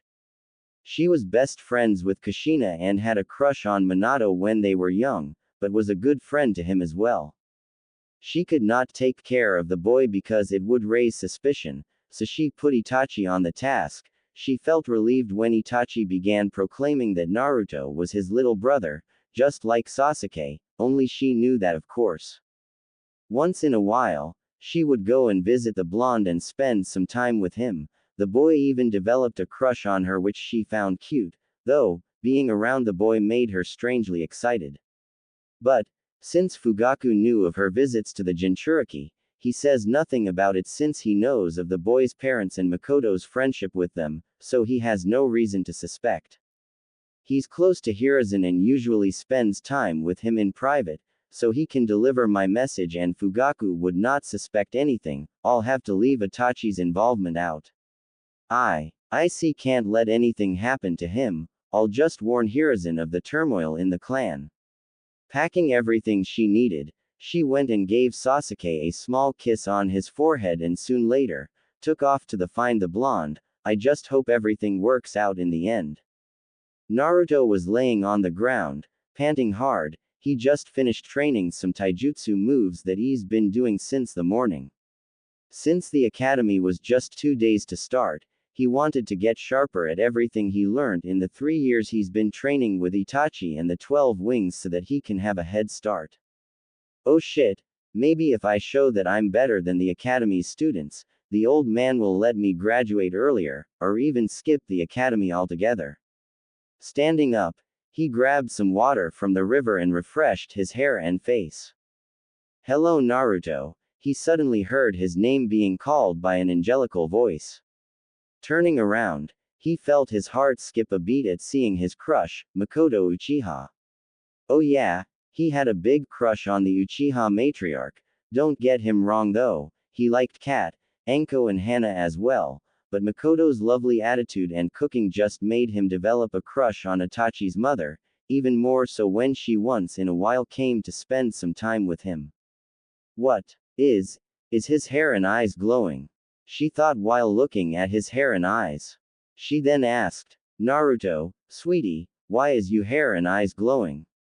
Are you alright? She kneeled down to comb his hair with her fingers and looked directly at his beautiful glowing blue eyes, feeling strangely swayed by them. Gulp. It was one of the ch changes the 12 wings did to me. Miko, I might. Don't worry, IJ just have to hide the changes to other people though. I guess I was so caught up with ma training that I didn't realize you were here, hehe. Naruto said with a mad blush and a heavy stutter due to seeing her so close to him, as well as the feel of her soft hands brushing his hair so delicately. Standing up and fighting her blush down, Makoto looked at the side while taking her hand to her chest and said, oh, alright, it does look as striking, and amazingly beautiful, but if you say that is alright, then I'll believe you. She said, giving him a gorgeous smile while having a battle within herself. Geez Makoto, what the hell is wrong with you? He's a kid, although, he'll grow up like his father, damn it, shut it. Alright, so what you doing here Miko? Not that I'm complaining though, hehe. Naruto said with a nervous laugh.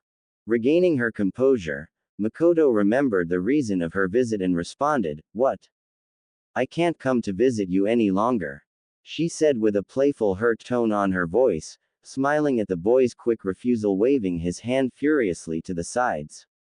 She then continued, I'm kidding sweetie, don't worry, I came to bring you this. She pointed to the lunches she brought, so come on, let's go and eat them.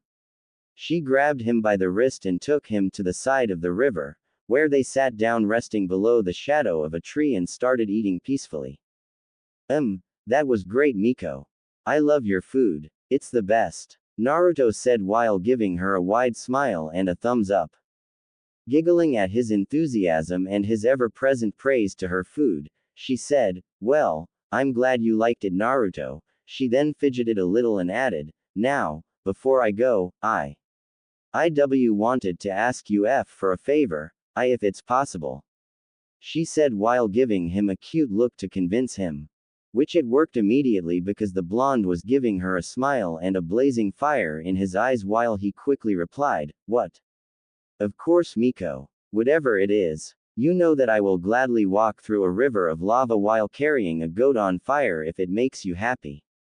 He exclaimed with a macho voice while flexing his muscles to impress her, not lying about what he would do for his love in the slightest. Which it also worked since he wasn't wearing a shirt and along with his glowing eyes and hair, he definitely looked damn good. Damn it Makoto, for God's sake, he's your late best friend's son, control yourself. Single quote. Fighting down her blush again, she giggled at his words and replied, now, there's no need to go that far sweetie, I just need you to deliver this to the Hokage next time you see him, just make sure that you are alone okay? It's very important that not even the Anbu are present, okay? She handed him the folded sheet. You can count on me, Miko. I'll make sure to deliver this to the old man when we're alone, but, it's everything alright? Naruto grabbed the envelope and kept it on his backpack before asking with worry evident in his voice. Oh yes, everything it's alright, sweetie. It's just something I need to discuss with him, that's all.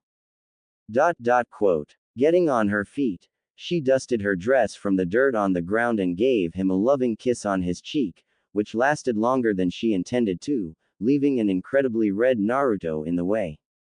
Smiling after breaking the kiss, she said lovingly, well Naruto, I got to go now, don't overdo the training, alright? And good luck at the academy, you know that whatever you need help with, you can just ask Itachi for me and I'll come right away. She then flashed him a dazzling smile and added, well, I'll see you next week, bye sweetie. She waved at him and left with a blush on her cheeks while thinking, I just hope that Hiruzen will be able to ease the clan. Damn, she's so beautiful yo. Naruto thought while touching the cheek that Makoto kissed. Deciding to call it a night, he picked up his stuff and walked home, thinking about a dark-haired beauty on the way back home. Three figures walked towards the Hokage Tower. They were on a meeting with the civilian head counselor when an Anbu interrupted the meeting saying that they have been summoned by the Hokage to discuss an urgent matter. What could be so important to call us at this hour? Do you have any idea, Danzo, Kaharu? Homura asked to his fellow elders who were walking beside him. No idea, let's just hurry up and see what it is. Danzo replied dryly, keeping his cold demeanor. Arriving at the tower, they headed to the Hokage's office and once outside of it, they knocked on the door. They heard the voice of the Hokage saying come in and proceeded to open the door. After the three walked into the room, they noticed that the third was there with Weasel at his side. We are here, Lord Hokage. What is it that you wish to discuss so urgently with us? Kaharu asked after the three elders stepped into the room. Urging them to take a seat, Hiruzen motioned Weasel to come close and said, yes, Weasel, please inform them of everything you just told me. Very well. Itachi removed his Anbu mask and began, as you might know, my clan is currently in a turmoil. My father and the rest of the council feel that we are not given the respect that we deserve, so they are planning to force Lord Third to choose his successor from the Uchiha clan, and if the Hokage is to refuse, they are planning to stage a coup to take control of the village by force. Also, they've asked me to spy on everything I see at Anbu HQ and whenever I guard Lord Hokage. He explained with a stern look. I knew that something was brewing inside the Uchiha clan, but to think they would go so far as to risk a civil war just to take the power of the village. Kaharu said worriedly, she was a pacifist and she really didn't like where this was going. This is indeed very troubling, Lord Hokage. What is that you intend to do? Homura asked after fully registering Weasel's troubling words in his mind. I'm going to let Itachi report to his father and his clan, let them think we are oblivious to everything. Itachi said that Fugaku will come to try and convince me to oblige to their claims. I'll try to ease them then, I do not want things to spiral out of control. The Hokage said while massaging his temples, trying to ease his raging headache. We cannot let this go out of control, we need to assure that they pose no threat to our village. Does everyone in the Uchiha clan feel the same as the council? Danzo said. On the outside he seemed calm and calculative as ever, but on the inside he was greatly interested in this development that could present great advantages for the old war hawk. I'm afraid so. Everyone in my clan is taught to think as an Uchiha first, the village always comes second. Itachi said with a stoic face, not revealing the disappointment he feels towards his clan. And what about you? Why betray your clan and your father? Homura asked the Uchiha. Because I love the village, I serve the leaf first, it has always been that way. Itachi answered without a drop of doubt in his voice. Yes, thank you for your loyalty, Itachi. The third exclaimed with pride in his voice. But what do we do if the tension continues to rise? I don't believe they will easily accept to back down. Danzo said. with interest hidden in his words, an interest that both Hiruzen and Itachi managed to catch. I'll take care of it. Itachi responded without hesitation. What do you mean, Itachi? Hiruzen asked, not liking the sound of the Uchiha heir's ominous words. The problem is rooted deeply within the Uchiha's teachings. Even if we were to assassinate the Uchiha Council, the idea to revolt will continue. The only way to avoid it will be if there's no one left to revolt. Itachi replied coldly, as if what he was hinting at was not disturbing him one bit. You're surely not suggesting, Kaharu said with shock on her face, dreading the answer to come. Yes, Elder Kaharu, if push comes to shove, I will decimate my clan, but it will be me who does it, no one else. Itachi said without hesitation or remorse in his words. Are we crazy? We are talking about slaughter here. An entire clan. Hiruzen, you can't possibly support this. Kaharu exclaimed heatedly. This was madness, there was no excuse for slaughter. With a heavy sigh and a giant headache, he thought, I'm definitely getting too old for this shit. With closed eyes he then responded, Itachi is right, Kaharu, as much as it pains me, if I have to choose between a civil war or the Uchiha clan, then I see no other way. They've been thinking this way since Tobirama sensei took the position. They've always thought the Uchiha comes before the village. His voice was tired and the remorse was palpable. Sigh. This is madness, Kaharu muttered dejectedly. It's been a long time since I've seen you take the right choice, Hiruzen, although, I believe we shouldn't give them time to plan. Danzo said, urging for immediate action. No, the elimination is a last resort plan. I'm not going to go through with it if I can help it. I know that just like Itachi, there are Uchiha who are loyal to the village first. Quote. The third said while thinking, the message that Naruto gave me from Makoto supports that. She's just a desperate mother protecting her children. I cannot deny them the chance to straighten their path. Standing from his chair, Hiruzen looked at the village through his windows and said, then it's settled, we will continue normally. When the time comes, we'll proceed accordingly. Understood, Lord Hokage. The three elders said in unison before stepping out of the office, leaving the Hokage alone with Itachi. I'm sorry about this, Itachi. I cannot even fathom how hard it must be for you to do this, the third said to Itachi with an apologetic smile. It is not, Lord Hokage. I love my village and I will do everything in my power to protect it, even if it pits me against my own blood, but, I only have one request, Itachi said with stern eyes. The old Hokage nodded and took a seat to listen to the Uchiha teenager's request, praying to God that things don't unnecessarily escalate. Oh man, what time is it? Naruto muttered as he woke up at the morning light. Looking at his clock beside his bed, he freaked out saying, oh shit. I overslept, damn, big bro's gone be mad. Heading to his bathroom, he quickly brushed his teeth, grabbed an energy bar after, and ate it on his way towards the forest of death. Running as fast as he could, he arrived at the clearing and looked around searching for Itachi. Not seeing him anywhere, he let out a breath of relief before going stiff at the sound of a voice that said, you're 30 minutes late, little brother, you didn't get sloppy on me this week now, did you? Itachi said, coming out from behind a tree. Scratching the back of his head, he said nervously, what? No. I just overslept, thinking about stuff, ya know, hee hee. Haha, okay, I'll give you a pass for today. Itachi said while approaching him. He then sat down on the grass and asked Naruto, so, did you spoke to the Hokage about your parents? Sitting down on the grass as well, Naruto replied, yeah, I spoke with him and yes, the fourth and the Jinchuriki of the 9 tails were my parents. Quote. Looking down at the ground, he grabbed a scroll from his backpack and channeled some chakra into it, making the scroll open. Naruto then began to get all the contents out of it while saying, this is what they left me. They also left me their house, but I really have no interest in living there. I'll just go and take the stuff I need from the library and the vault. I see. Itachi muttered before seeing the square with the word, letters, written on it. He figured that both Minato and Kushina left him some letters. Knowing his inner turmoil regarding his parents, he asked, "Did they wrote you some letters?" Receiving a nod in confirmation, he continued, "And how do you feel about it?"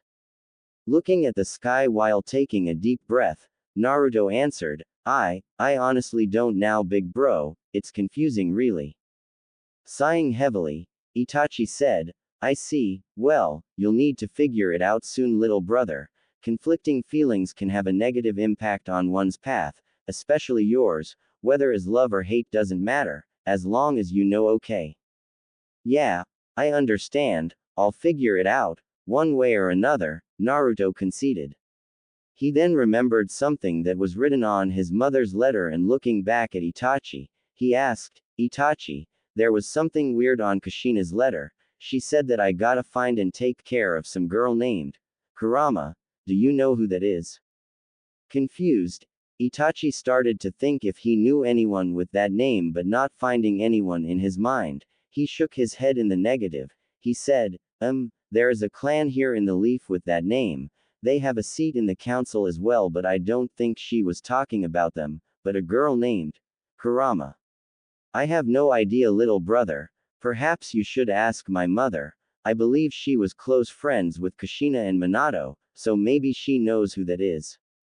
Surprised at the revelation of his crush's friendship with his parents, he nodded and took the scrolls and lay them on the ground as he said, "Well, they left me these scrolls as well. Apparently I may have three bloodlines. Kushina had the lava and boil release and Minato had the magnetic release, so they left me some scrolls for those in case I managed to activate them.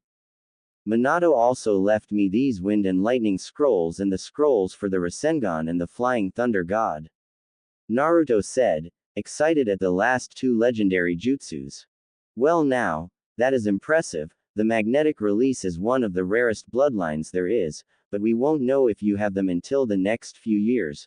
Bloodlines like those usually activate on the user's teenage years, so we'll focus on the wind jutsus for now. The Rasengan and the Thunder God will have to wait. The Rasengan is an A- rank jutsu, so when you manage to perfect everything I've taught you, we'll work on that one. The Thunder God though, that's an S class, so until you've perfected the Rasengan and everything else, you can focus on that, alright?" Itachi said while reading some of the scrolls. "Okay, so what we'll be doing today? I want to be the sharpest of my class so that maybe the old man would let me skip the academy and make me a shinobi already," Naruto said while pumping his fist at the air with an kicking look. Standing up, Itachi let a small chuckle at the blonde's excitement and replied, "Now, one step at a time, Naruto. I was actually going to tell you that you're gonna have to lay low. Don't get too much attention to yourself, little brother. You're already a Chunin level ninja, so you'll have no trouble with school, but keep it low, okay?" he ordered while ruffling his hair. Looking at him, Naruto whined loudly, "What? But why? I don't wanna waste 5 years learning stuff I already know. I wanna go on mission and kick some, ya know." Looking at him dead on the eyes, Itachi hit Naruto's forehead with 2 fingers and said with a voice that left no debate, "Now little brother, take this as an order from me. Deception is a shinobi's biggest weapon. There is no need for you to show everything you know so early in the game, so keep a low profile, okay?" "Huff, I'll do as you say then," Naruto said with a pout while massaging the spot that Itachi hit. They then proceeded to train on Naruto's jutsus and one of the wind jutsus that his father left him. The training went on for almost 5 hours and now both of them were eating lunch. Getting ready to begin his shift, Itachi ruffled Naruto's hair and said, "Well, I gotta go now, little brother, so rest for the remaining of the day so you can be fresh for tomorrow, okay?" Receiving a nod from the blonde, he began to walk away, but before he was gone, he looked back and said, "I believe my other little brother, Sasuke, will be in your class too, so do me a favor and try to befriend him, okay? He's a lone wolf like you, so I believe you two would make good friends, and who knows, if you two become best friends, you might be able to see my mother more often." Itachi then left with a chuckle at Naruto's red face. Turning around, Naruto picked his stuff up and headed home while thinking dreamily, can't deny that would be cool though. The academy's grounds were filled with children waiting for the beginning of the semester while the parents were glaring hard at the blonde Jinchuriki who was sitting on a swing hanging from a tree, not that he was giving them a damn though. Man, 5 years in this place, what a drag. Naruto thought while a pineapple head boy sneezed, mumbling something about somebody stealing his catchphrase.